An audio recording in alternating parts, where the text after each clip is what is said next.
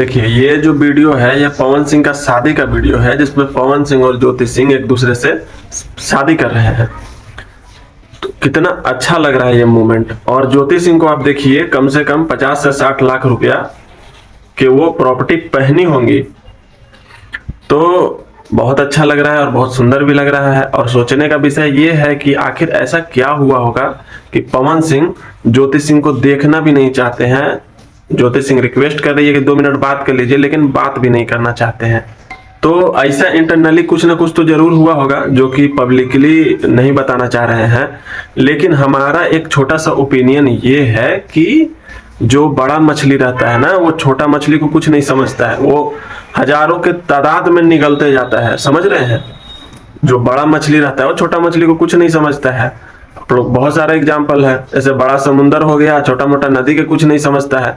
इसीलिए हमारा ये ओपिनियन है, हमारा ये कहना है कि कभी भी शादी ब्याह करना चाहिए तो बराबरी वालों से करना चाहिए, ताकि कभी कोई दिक्कत भी हो तो आप मैनेज कर सकते हो, लड़ सकते हो, समझा सकते हो।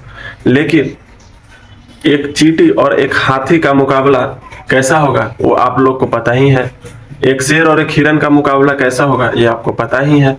तो इसीलिए कभी भी पैसे, पावर और प्रॉपर्टी के पीछे नहीं भागना चाहिए। हमारा समाज जो है 95% 95 क्या 99.9% जो है पैसा, पावर के पीछे भागता है। क्या है कि इंसान कैसा भी रहे, गोरा रहे, काला रहे, एक हाथ ना रहे, पैर ना रहे, शराब पीता हो, कोई मैटर नहीं करता है। उसके पास प्रॉपर्टी रहना चाहिए, पैसा रहना चाहिए।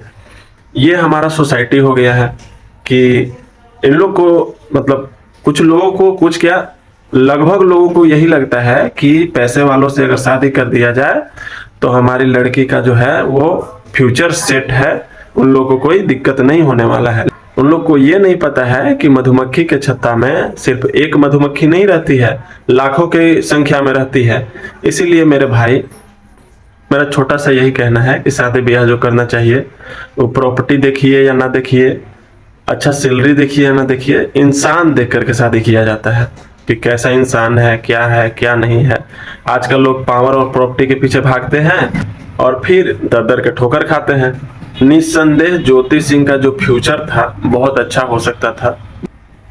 सुंदरता में भी कम नहीं है, एजुकेशन भी बहुत अच्छा है, बोलने का, बात करने का स्किल भी बहुत बढ़िया है। तो एक अच्छा हस्बैंड वो भी डिजर्व कर सकती थी।